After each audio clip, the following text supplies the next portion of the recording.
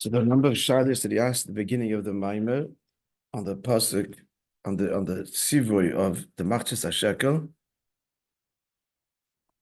and basically the basic shilah was that why would the Torah mention at all what a whole shekel is? If the tzivoy is to give a half a shekel, so just state that half a shekel is 10 geira. That's all you need to know. And not only that, it starts off saying give a half a shekel, then it goes into a whole shekel, and it concludes again a half a shekel, repeating the half shekel twice. So it's the two basic questions. Then the code of the answer is, he said already in the beginning of the first ois, which the rest of the Maimon to explain, that there's the avodah of a yid reaching out to the Eibishter, that's a half a shekel, that's the 10 koiches hanefesh. And the kavan of all that is that Hashem respond, that is the h'tשכ koiches, as it were, of the Eibishter milamaylo, creating the whole shekel. That's the nakud of the answer, why it's critical to know that the shekel is esrim geira, because this avodah is to elicit something. So to understand all of this, he introduced the question of the diuk of Asher Tosim Lifneihem, diuk of the Alter Rebbe, Lifneihem, Asher Tosim, what's the Lifneihem? And moreover, elsewhere in Chassidus, actually the Shaila is even the expression Asher Tosim, you teach, you don't place. You convey. So the Lifneihem explains means the Pnimius, and that's the Hemshech of the Matan Torah, which was Ponim, the Ponim Dibar Hashem in Bachem, here too, Pnimius. What's this all about? So to understand this is all based on the mind of the Alter Rebbe. Mona Yossi. So to understand all of this, we preface first the following basic question. On the one hand, we say that only the office in terms of the fathers, if you say father, it means you're the child. So if you're the child, it means you are inherit from the father. So ein koydin office elashloisha means that every Jew inherits the qualities and properties and is bequeathed and as an inheritance of Avram, Yitzchak, and Yaakov. As opposed to who? As opposed to the Shvatim, the next generation are also our founding fathers. We do not consider them our founding fathers. And that's because, in the words of the Alter Rebbe, there can be someone who has absolutely nothing of the Avodah of the Shvatim. And the simple question is, what's the question? What's the basic question on that? It's very puzzling. They're lower than the others that we should. The obvious is include right. So the obvious are higher madrege. It doesn't say here, but elsewhere the obvious are tzilus and the shvatim abiyah. So the obvious incorporates certainly the avodah of the obvious. So if we are connected to the obvious, then for sure the lower level is part of that, the avodah of the shvatim. And yet he brings the pasuk that the Maimon quotes several. Quotes again, the pasuk in Yeshaya where Yidden turn to the Eibishter and they say, "You gave us a Yitzhahara, we have no Ava, we have no Yira." That's the avodah of the Avis. Turn to us, Bischus the Shvatim. So that's saying that even when the avodah of the Avis fails us, notwithstanding the fact that we have it, because we inherit it, so we summon the avodah of the Shvatim. So there's a mile in the avodah of the Shvatim, and that's what the Maimon is explaining.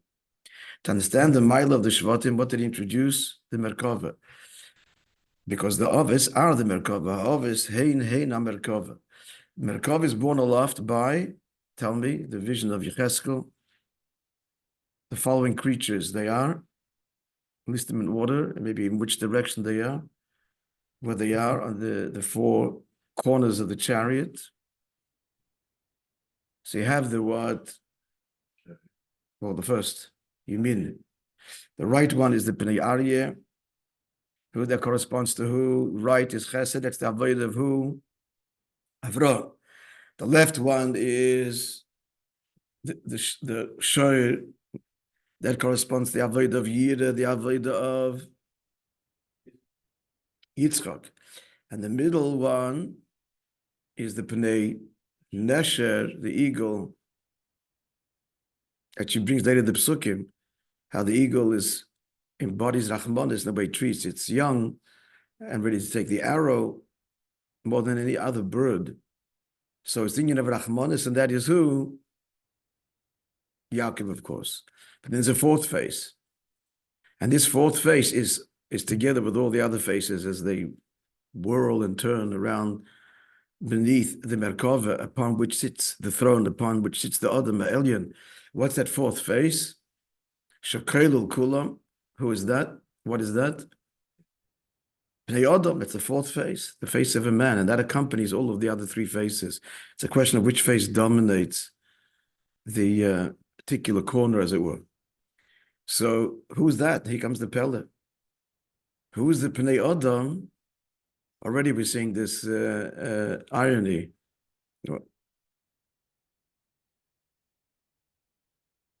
So the four creatures are the Ovis, and who's the Pnei Adam? The Shvatim. And moreover, what does he say? These are the creatures that bear aloft. Again, the chariot is just mentioned. Upon the Merkava is the Kisei, and upon the Kisei is the Adam Elyon, that's Atzilus, that's where Hashem first manifests his 10 attributes, which is why it's called the Adam Elyon. So this Adam, this lower Adam, which is below the Merkava, or bears the Merkava, is connected directly to the Adam Elyon, which is why it bears its likeness. So that's quite the paradox. The others, the Shvatim are lower, yet they are they dafka the Pnei Adam, and they are connected to the Adam Elyon. That's what the whole Maimon is to explain. At the very end, we didn't get to the explanation yet. But first, in Arichas, into the Avodah of the Ovis. So he's Gimel. What did he explain? That the Ovis correspond to the three Avis. So who's who? Chol Vavcha is who? Yeah, Yitzchak. V'chol Nafshecha is Avraham, is Avodah Nefesh Alikis. He explained that Dafke Yitzchak, what in a word, with so many words here, but we could possibly say, because of one line here in brackets in the Maimer, is what gets the Nefesh Bahamis first going is FOM. Is that the expression the kids use? Fear of missing out. Fear of missing out, yeah? Well, the FOMO, it's the FOMO thing. That's the number one fear. You want to be part of something that is exciting. So that's what the Avodah of Yitzchak, which the Rishpei Eish de Kedusha engenders, that the Nefesh Bahamis realizes, I'm thinking I'm having a good time. Hey, the good time is on the other side. These guys really know how to party. Right? No one has a good time like Chassidim at a Fabrengen or whatever, Purim Simchas Torah. No one knows how to party like Chassidim. I don't mean facetiously. And a good laugh, an emes, a good laugh at Elam Hazeh. You have to. We live all the time. It's not only then. That's the difference. They have a good time then. We have a good time every day. No, it's a different good time, Chaim was saying. It's not the same good time at all. It's not the same good time. The Chassid has a good time because he can really laugh at Elam Hazeh and himself, because he knows the emes. He knows he has an neshama, he knows about the likus. Everything else becomes really a joke if it's taken seriously. So the really good fun, a good deep laugh, that's what a joke is. You can really poke fun of it. He's dafke with chassidus, starting with poking fun at himself. Doesn't take his own taivus and his inyonim all that seriously. How can he? I mean, he just left the line with that morning. So a little bit of the edge has got to be softened. So that's a Nefesh Bahamis starts to realize you want a good time. It's in Yiddishkeit. And I mean this a little bit, humorously, but what I'm saying is true, but it's extended beyond that. It's Pashut, you want to enjoy wife and family, and then subjectively looking who's enjoying life as an observant Jew of Torah and mitzvahs. It's decent, it's wholesome, it's fulfilling. I don't want to miss out, so that's how it starts. That's B'chol Vavcha. That's what starts to stir the Yetzer Hara. Pachad Yitzchak, and then comes Avodah Nefesh Alikis, and then comes Avodah what? B'chol Ba'itcha. What's the Avodah B'chol Ba'itcha? That's Yaakov. What's that? How did it explain B'chol Ba'itcha?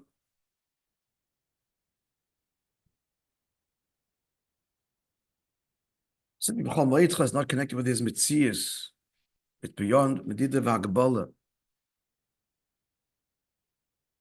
And then in Ois Dal, which I'm not going to repeat now, but even though really in many ways it's the heart of the Maimer, but just to get to the flow of it, we'll review it when we end the Maimer, but maybe we should. Okay, Ois Daled, to understand the Pnei Sher, the Pnei Arya, and Pnei Nesher, how it corresponds to B'chol Avav, B'chol Nafshe, B'chol Ma'itcha, he introduced, this is why the Malachim say what? The Malachim say Kodesh 3 times. What's the deal? The word Kodesh with a Vav as opposed to Kodesh. That's the whole point here of this Ois, this two-part Ois. There's a tzimtzum. On the one hand, we're talking about a madrege, which is beyond. That's what the word Kodesh in general means. There's a famous quote, which from the Zohar, the Chassidus quotes all the time. We've encountered it many times. No, you're telling me the quote, that the end of Kedusha is something fundamentally removed. It's the three-word quote. It's quoted extensively. Kodesh mila b'garmei. Kodesh is something on its own. That's without a vav. The word means removed. But with a vav, it means it's taka level that's removed. But there's a tzimtzum that allows, at least in some measure, this level to be drawn lamata. That's the vav in the word kodesh. Now rendering it kodesh is a different pronunciation. There's amshach. So they say, the malachim say kodesh, kodesh 3 times because it corresponds to these avos that have a tzimtzum leading one to the other. Now, there was a big moshel to explain the tzimtzum. What was the moshel? To understand these 3 tzimtzumim. In a word, the moshel is to explain what? Just tracing what to where. Even before that. The thought itself doesn't come in a vacuum. You think about something because you desire it. So there's the rusa de leiba, which then ends up, we're not going to repeat the whole thing now, ends up in speech. And to go through from that process of the pure desire to talking about it and articulating it and then going about fulfilling it, there's 3 basic tzimtzumim. Basically, to go from desire to thought to speech. That's the stages we're going. But he went into an arich, that's how it works. But Gashmi is how letters and words are formed, reflective of the journey Baruchnius. And there's a tzimtzum between each stage, between the desire and the thought is one tzimtzum, between the thought and about to speak is another tzimtzum, and then another tzimtzum to produce the actual word.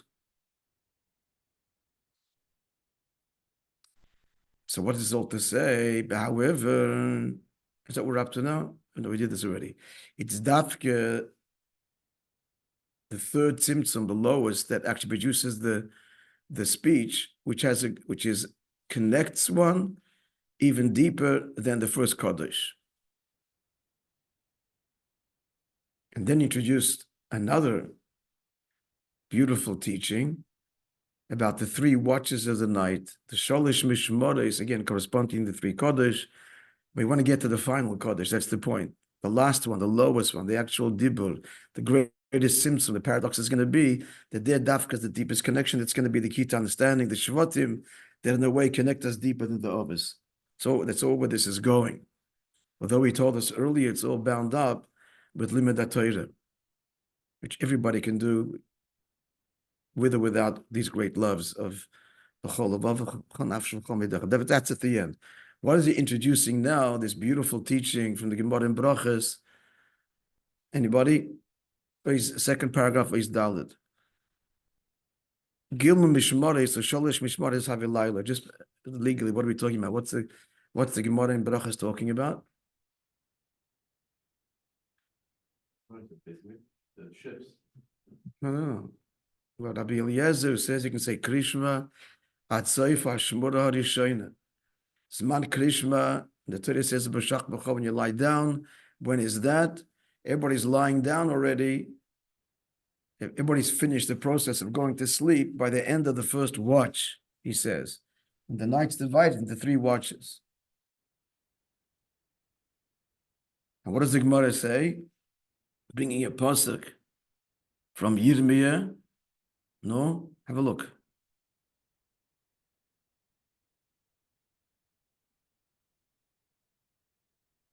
You all learned this Gemara in Parshas. Daf Gimel Amud Aleph. Very beautiful Gemara. It's halach and nigla, but it's mamish pnimius haTorah. Agadita. Reiv Seidis haTorah genuzim ba. Every watch, the Eibishter what? Cries or roars like a lion. He brings a pasuk there, mentions the word Yishak 3 times. Yishak and then Sha'og Yishak. What's he crying over? What's he roaring over? Chud Beis Hamikdash.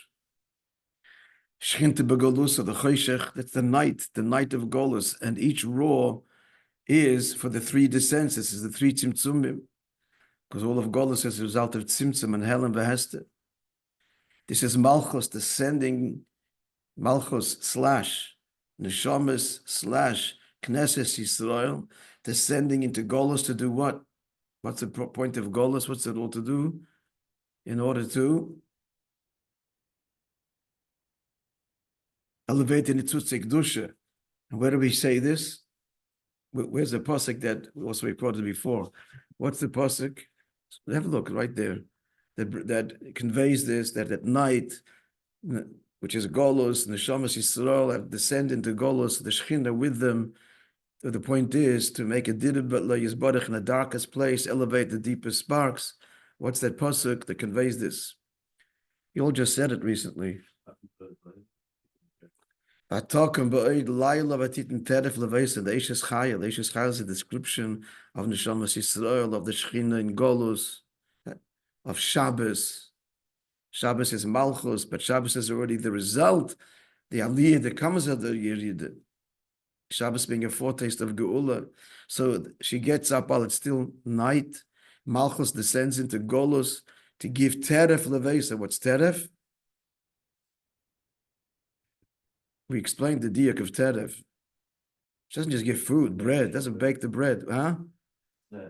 Teref, pray, yeah. So why is it described as pray?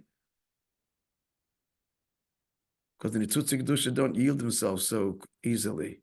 It's got to be snatched. It also implies, as we said when we learned this, that on the one hand, a Jew engages in Eilam Haz like everybody else. Most of his days making a living. You don't see any difference. At the end, he gets his paycheck, and what does he do? He writes a big check for tzedakah. It's snatched. What? This is what all it was for. Like everybody else. No. It's in order to provide chinuch and give tzedakah. So it's snatched. Meaning to say, it's not obvious throughout the whole process of his engagement in the Eilam Hazeh. Looks like it's just out to make a living per se. But no, it's all for a higher purpose. So this is the avodah of the Yid in Golus, and that's the Davish is crying, on all of this, because it's a very difficult avodah, and it's a result of the hell and vehester, and the cry is integral to the success of the avodah, not just the Eibishter. Who's the cry here? The Shekhinah is crying, and the Gewalt, and who else? No, it's not a trick question. Huh? The Rotzoi, the Tshuka, La'alish L'mayla. Who is that? Us. The Neshama. The Neshama comes down in the Eilam Hazeh, and part of as he's saying it here, this is the whole point of it, is to elicit the longing in the Gewalt. There's no longing, there's no cry in heaven. Heaven's a very quiet place. Okay, there's talking the description of the tumult, Barash Godel of the Srafim. But you know what? When you hear that tumult every single day, you get used to it. And it's very orchestrated. No one's going crazy there.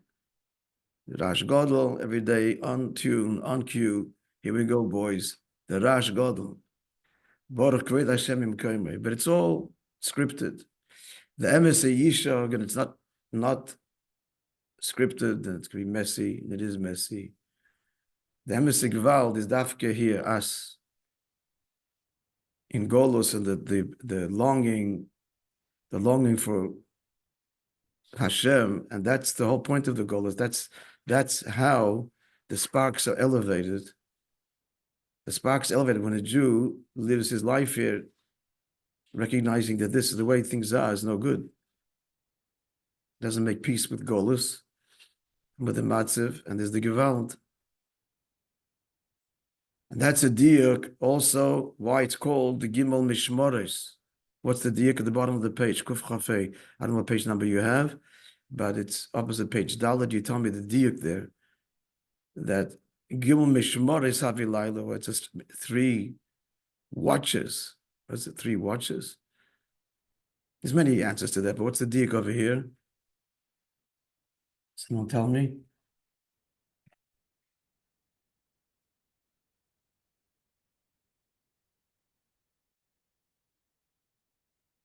Last line, mamish. You see, even you weren't here for the mime, you can see it, no?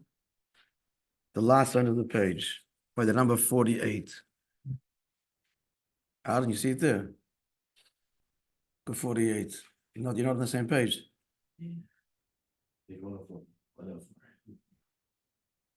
The footnote 48.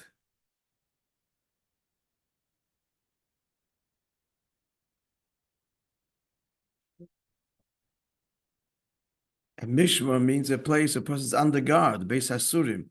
So invoking the union of Golus and Helen Vehester. For each mishmar, each degree of tzimtzum, Davish, this is Gewalt. I know I did this as God, but I did it because I want to hear your Gewalt. I want you to want me.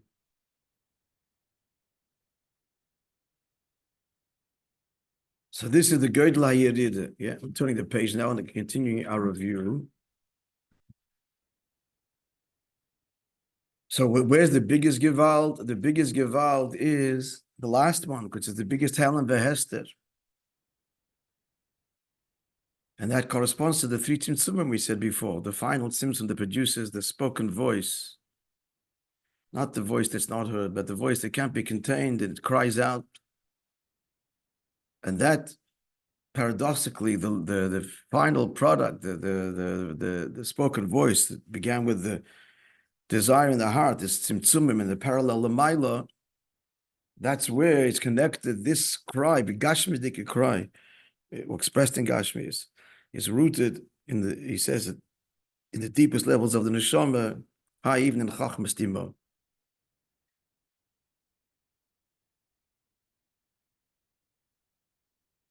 Then he asked a question. So the pasuk is saying, Shoye ka'ari, do we mean here the Pnei Ari Ela Yamin, the Ava B'chol? No, we're saying not. That's the Ovis. The Ava is the Ovis. Here we're talking the Gewalt. So why does it say Aryeh? So what does it, we learned this. Kitzri says it doesn't mean the inyan of Chesed of Avram. There's different levels of Chesed. There's Noitzer Chesed, there's Rav Chesed. He was speaking, not Noitzer, which is Oisius what? Footnote 54 in the text, Sinner, a Tzumtzum Dike love, that's the Av of Avram, because it comes as a result of his bonus. That's Avram's life. He was a great thinker and arrived at a love for God through his own meditation. This is, we're talking here, the Shoye Kari is not that. This is the Gewalt that is higher than his bonus Hapyasech. And actually, the word Ari is Oisius what? It's like seeing beyond Seichel. It's seeing, it's sensing, it's deep instinctual connection, like seeing. Then he quoted the pasuk that Sho'oi Gishak Minamas Liboy, from the turmoil, the restlessness, the turmoil of the heart. That's where the cry comes from. Namas Liboy, Pnimius Elev, higher than the measured love of Avram, which comes as a result of looking at creation and seeing it balabas. Yesh balabais lebirazur. It's a love that's born of understanding and appreciation. He wrote books and proved the existence of God. This is an ava that comes from the turmoil of the heart. Namas liba, that comes dafka through hell and best.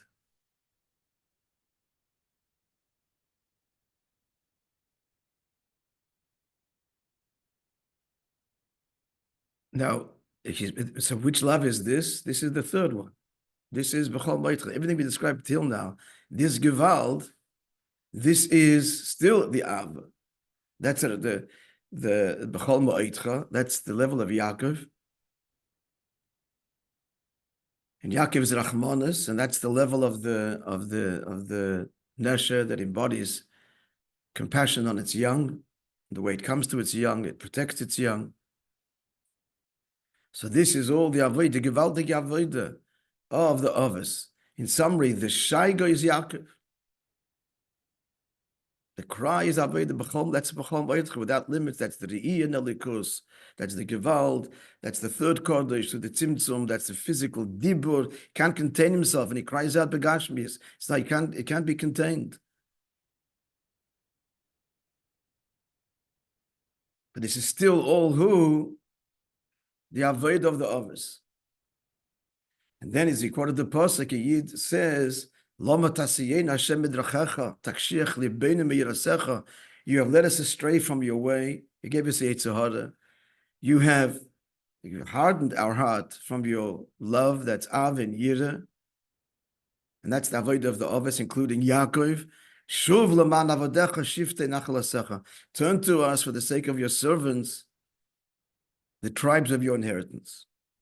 And that's the avodah of the Shvatim that is even higher than the shaiga of the Ari, the shaiga of the Gewalt of B'chol Ma'itcha. So let's start again. Oisei, yeah. So we're getting a general picture of the Maimer, yeah. Yeah, saying this for the benefit of those joining us now to get the flow. So calls the three levels we described now, b'chol avav oisei, b'chol nafsh, b'chol ba'itcha, and the whole beautiful arichis in b'chol ba'itcha. That's the shaiga, the cry, the gval. So this is all the madrigas ha'ovis, shem markava. That's the ovis. P'chinas p'nei shoir. That's Yitzchak, p'nei Aryeh. Now you put shoir first because b'chol avavcha is Yitzchak. P'nei Aryeh, that's Avraham. That's b'chol nafshecha. P'nei Nesha, that's b'chol ma'itcha, the gewalt. Still, shezeh p'chinas hamidas bilvad. It's still the emotions. It's as lofty as the third love is. Fazen ne'amar, this the pasuk says, and Yid says, Lama tasiyein Hashem midrachecha. Why did you lead us astray from your way? As explained, that's Ava. Takshiach lebeinu mirasecha. You have hardened our heart from fearing you. This is all because you gave us the Yitzhahara. That is who? That's Yitzchak. And that implies Yaakov. The two of them, they lead to Yaakov. So what are we saying? Shim loid, daven mailis others. If it's not enough, the avodah of the others, because we're not expressing it. So shuv laman avadecha shiftei nachalasecha. Turn to us for the sake of your servants, the tribes of your inheritance. Hainu sheyesh ma'ile b'madreges hashvatim. There's a ma'ile in the avodah of the shvatim, like b'madreges ha'ovis, over the ovis. So we're up to here. Yeah, k'meshikosav sheshom olu shvatim shiftei ka. There, referring to going up to Yerushalayim, there the Shvatim went up, the tribes of Yitnu. That's how they're described. Hainu, ka'asher hashvatim heim ba'aliyah, when the avodah, the Shvatim is on the rise, as it were. Olu Shvatim, hariheim b'pchinas Yitnu, they reach the level higher than the others, which are the midas, Yitnu. What's the Yitnu of Hashem's name? Shezel Chochmah bin Datzilus. In the very intimate, highest levels of Atzilus. L'mayla meya over shem p'chinas chagas. Higher than the others that embodied what level of Atzilus? Chesed, Gevura, Tiferes, p'chinas hamidas. So now we're seeing that there's Sheshom olu shvatim shiftei yudka, that there's, even though they're lower in darge, but they can reach even higher than the level of the others. So how is this? What is this? What's this avodah? In yoni b'avodah, sheklolos avodah b'pchinas midas, the avodah which is born and expressed in emotion. Shinyan av are the three levels of b'chol avavcha, b'chol nafshcha, b'chol ba'itcha, the three kodoshes.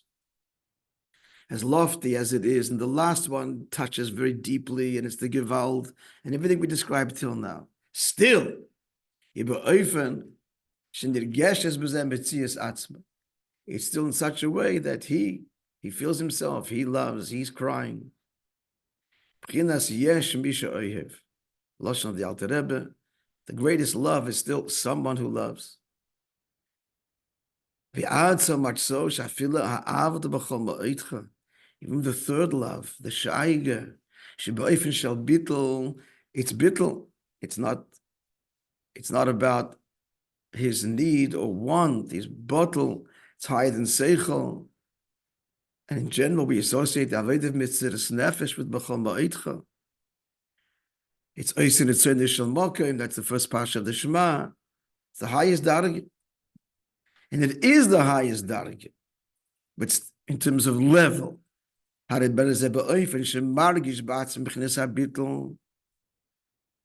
still is aware of his own bittul.